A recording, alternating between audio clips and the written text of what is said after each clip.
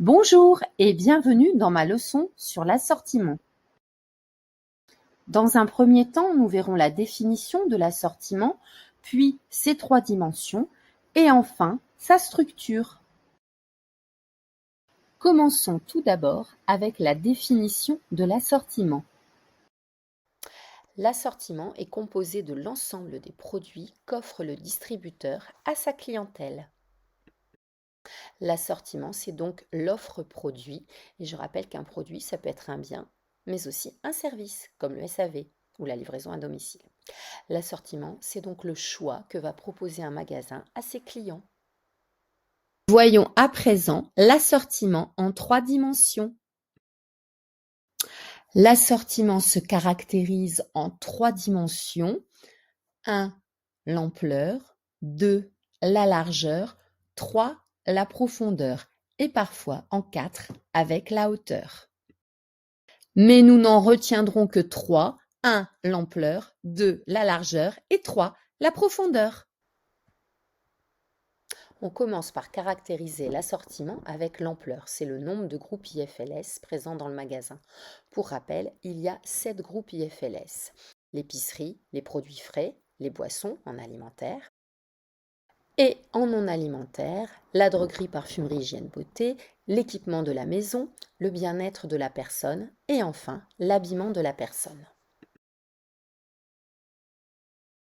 Caractérisons l'ampleur de l'assortiment à Auchan. Sur les 7 groupes IFLS, les 7 sont présents, c'est donc ample.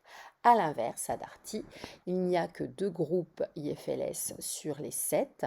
L'équipement de la maison et le bien-être de la personne. Nous sommes donc dans un assortiment restreint. Deuxième dimension pour caractériser l'assortiment, la largeur. Il s'agit du nombre de familles de produits présentes dans un groupe IFLS.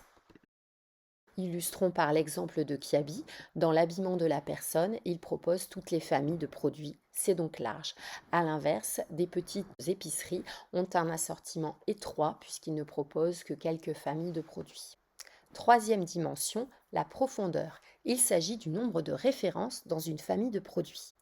Par exemple, pour la profondeur de l'hypermarché Cora, quand je cherche un cassoulet, je vais avoir l'embarras du choix entre différentes marques qui vont du premier prix aux marques nationales en passant par les marques de distributeurs.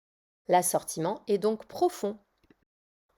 A l'inverse, chez Lidl, l'assortiment est superficiel puisque ce hard discounter limite le choix à quelques références. Voyons à présent la structure de l'assortiment.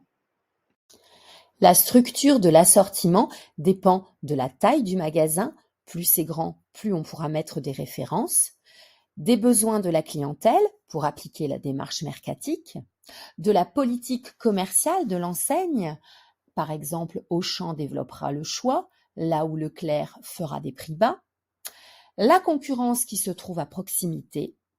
Et enfin, le chiffre d'affaires. Une petite carte heuristique pour résumer toutes les notions de l'assortiment. N'hésite pas à mettre la pause pour bien l'assimiler.